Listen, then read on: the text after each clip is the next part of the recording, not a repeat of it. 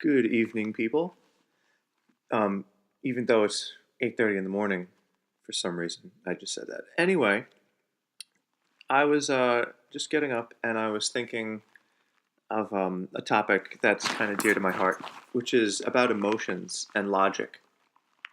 So today's lecture is the first of the How to Be Spiritual series, and the topic is, are emotions logical? And the answer to that question is, I have no idea. Because it's not important. It's not important if it's logical. But the way you think and the assumptions that you have can be either logical or not logical. And I'm going to try to make sense of that in a second. So the point is, it's the way you look at emotions and the assumptions that you've made about them that we want to identify. And then later, you can do whatever you want with the emotions, but you're not going to be judging them or assuming things or having expectations or, yeah. So, for instance, in Star Trek, which is one of my favorite shows, so many times, and by the way, I've learned so much from Star Trek, but so many times the characters like Spock or maybe Data, but more Spock in the original series, they kind of like, and these are characters that are considered extremely wise. They're trying very hard to get rid of their emotions or suppress their emotions or be logical, quote unquote logical. And emotions are kind of downplayed, or what's the word, like looked down on or almost judged as something undesirable or not enlightened or negative. But let's talk about the idea of enlightenment for a second, and then we'll get back to emotions. Enlightenment is enlightened, light, not heavy. And the only real place that you could affect your lightness is in your mind. Like, ideas are very, very heavy.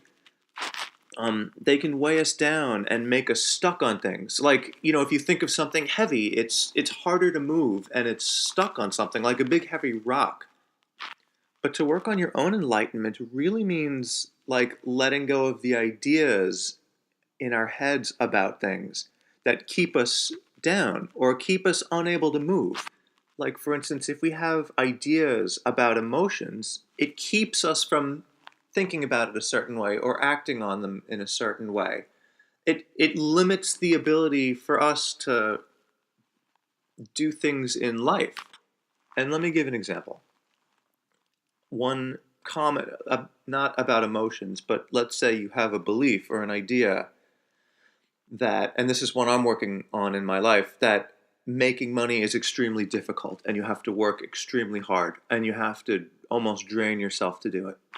Now, that idea is a heavy idea, and the reason it's heavy is because it limits the places that you're going to look to work, because you only will be understanding things that has to do with work in terms of like how hard you're going to work. You're not going to be looking for places that are easy or don't take a lot of effort or that are going to replenish you in life, because you already believe that, well, you're not even aware of that. But once you let go of that idea of that work is a certain way, I mean, I could make my own lecture on this, but this is just leading us into assumptions. Once you let go of that idea, you're open to looking at new things, and you've become lighter. You can travel around. You have more ideas.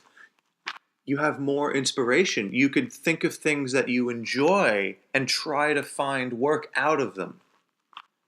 So I hope that makes sense. So that was a nice little off topic, but it's the nature of assumptions and enlightenment. So let's get back to our assumptions of emotions. And we kind of want to try to be enlightened about emotions.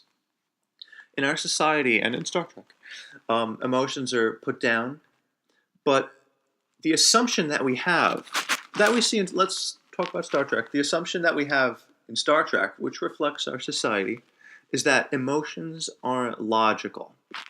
So why are they not logical? Really, like, why? How do we know that emotions don't mean anything or don't come from somewhere? So, Mr. Spock, like, why are emotions, how come they're illogical? How do we know they don't mean anything? And then he would be stunned. He would be silent, and he would realize he's being illogical because he's made an assumption. Just because you don't know what the meaning is, just because you think it's illogical, doesn't actually make it illogical.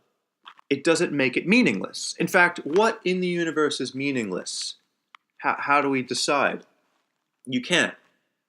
To assume, just because you don't know the meaning of something, to assume it has no meaning is illogical. So, this is in the How to Be Spiritual series.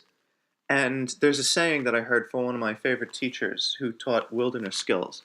And he said, I'm not judging anyone, by the way, religion or spirituality, but he said, there's a quote, religious people worship and spiritual people listen. I'm not putting worship down and I'm not putting religious people down. But in my mind, spirituality is about listening. Now, in the first lecture, we talked about listening to rocks and letting yourself have an experience, or listening to anything. You could apply it to a little voice in your head, but the point, or listening to emotions. But the point is, you're listening, and you're trying to see if it means something to you. But a lot of the time, we don't allow things to have meaning to us because we have assumed that they don't. But that might hurt us. Let's actually say that emotions are here to help us or show us things that we don't know, or help us realize things that we're not aware of. So a lot of times we limit how much meaning things can give, and but spirituality is about listening. So are emotions logical? That's not the point of this lecture. The point is to think, are we thinking logically about them? Have we decided for no reason, like there is no reason at all in the entire universe to think that emotions don't have meaning? I mean, where did we come up with that? Because we can't taste, sight, touch, all the five senses, because the five senses don't apply to emotions. But what if emotions are another sense that we don't pay attention to? If you were the only person with sight on the planet and no one else had sight, just because those people can't verify what you're seeing doesn't mean that what you are seeing isn't real. Just like you're feeling emotions. No one else can feel your emotions. Maybe. Unless they have empathy. But it doesn't mean that it's not real or it doesn't mean something because you're experiencing it. So I'm going to close this lecture with two things. One, spirituality is about listening. And let's just entertain the idea for a second that one of the most important things to be listening to is our emotions. Yeah, they can be painful. Yeah, maybe we want them to go away, but maybe they're here to help us. Maybe they're here to help us have a better life. And maybe there's something on the other side of them. So that gives us different pathways to explore. And it helps us feel okay with ourselves, because if we think something's wrong with me, I shouldn't be feeling this way, maybe nothing's wrong with you and you should be feeling that way. And that gives you permission to talk about it with other people. That gives you permission to be heard. And for the most part, that's what we all want. We want to be heard. I mean, would you rather a situation where you can't say your emotions, or you can't say how you feel, or you can? So that's why I think spirituality is beautiful. It just gives you different options. And that's what enlightenment is. It makes you lighter. You could do more, float around more. And since this is the first lecture in spirituality, or how to be spiritual, I just want to say one last thing about the word spirit and how it applies to listening. I'm not using spirituality in a way that I'm talking about like ghosts or spirits right now. I'm kind of talking about listening. And when you think of spirit, You could think of the spirit of something. Like, for instance, if you meet a new person and you think of their spirit, the spirit that they bring into the room. It's a common word in our language, but some people have a beautiful, happy spirit, and they're spirited. Like, that's not a spiritual word. It means alive and lively. But when you think of something spirit, or what it's in the spirit of, you're thinking of the emotions that were used in making it or doing it. Like the spirit of St. Louis. What was the spirit of St. Louis? It has nothing to do with sight, touch, smell.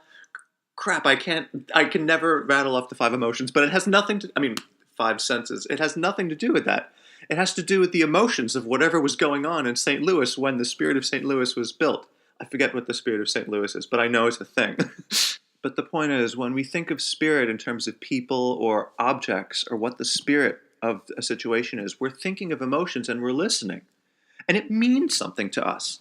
So to assume emotions aren't meaningful or to assume spirit isn't real, we can all tap into the same spirit of something and feel it, feel how joyful it is or feel how down it is. The point is we're listening. So that's the talk on spirituality, what spirituality is, and one of the most important things about spirituality is listening. And maybe, just maybe, one of the most important things that we have to listen to might be our emotions. Hint, hint, it's probably a prerequisite for being spiritual. Emotions are probably pretty important for being spiritual. All right, I'll talk to you later.